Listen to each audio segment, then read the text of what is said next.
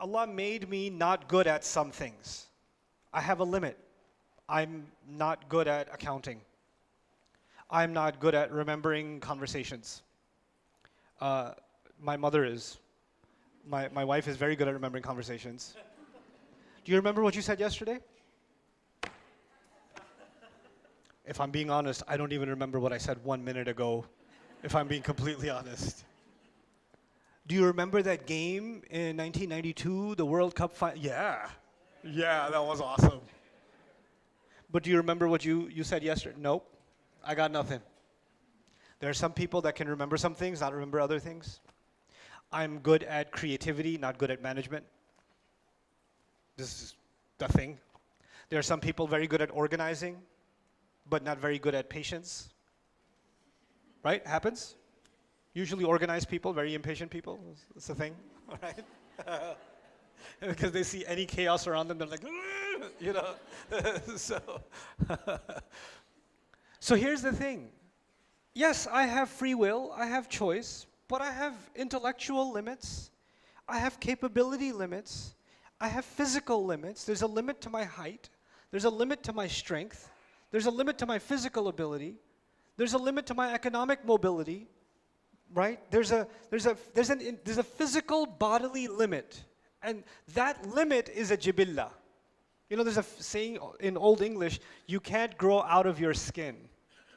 You know what that means? You're made a certain way, and you need to know what you're capable of, and you also need to know your limits, right? If you're not designed to swim, Allah created you like a rock, and so you just bloop, you know. I had a friend who he could drown in 1 foot. It's a miracle from Allah that he could do that. We went to this place, he went on the slide. It was a kid slide. It was a slide. You could stand up on it, your knees won't even be wet. And he's like, like, what? Allah didn't make you for that, right? So there's the limit placed within our genetic makeup. There's siblings, some siblings super genius, super creative, super academic, and the other one super athlete, but don't ask him to study. Allah made 2 different jibillah, you understand? So there is this body that Allah gave us, and this mind, these genetics that Allah gave us that are all different for all of us. The path that Allah chose, that He says He guided you to a path. The path He made was unique to you. And the path He made for me was unique to me. Based on my jibillah, physically, and outside of my jibillah, my environment. This is what psychology tells us. Human personality is made up of 2 things. It's made up of your genetics and it's made up of your environment. That's what modern psychology basically tells you, right? And Quran is also talking about how within that environment, like the hadith says, everybody was born on fitrah, parents make them Jews, Christians, and that's environment, isn't it? Right? So your environment and your genetics, within that, Allah gave you a path. Now, a farmer who lives with his kids out on top of a mountain somewhere, and he has to choose the right path. His right path is a different one. And the manager of a multi-million-dollar organization, he's a VP or something like that, his jibillah and his path is a different one. The choices he has to make or she has to make are different ones, you understand? And so each one of them was given the right directive to come back to Allah to do the right thing, and it was put inside of them. This is the jibillah from the body point of view.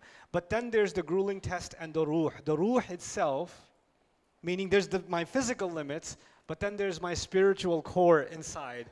That spiritual core also exists inside me. It also has a voice. It also has a say. And it cannot be found in the study of psychology. It cannot be found in philosophy.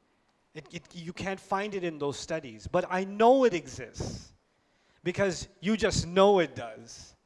That's the sound. That's the thing inside you that feels something when you pray.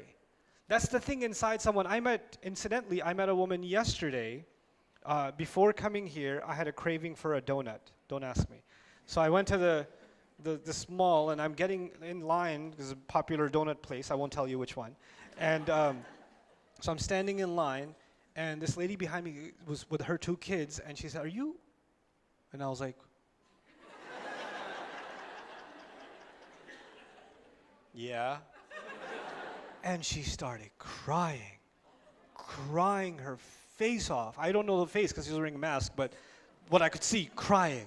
And she had these two little kids, and she goes, I'm actually Buddhist, and I've been looking for Allah, and I've been praying to Allah, and I just found your videos, and it's helped me go through so many difficult times, and every time I pray to Allah, I just know something in my heart is taking me back to it, and I'm listening to her like, Inna hadaynahu sabil. Allah put something inside you, this ruh inside you, it knows where it came from. And it knows it was guided, it was put with a guidance to go back. So it's always finding a way back. Inna hadaynahu sabil. So this is actually the test of the ruh itself. Sign up for Bayyinah TV today and watch this deeper look of Surah Al-Insan plus many existing surahs and future surahs to come.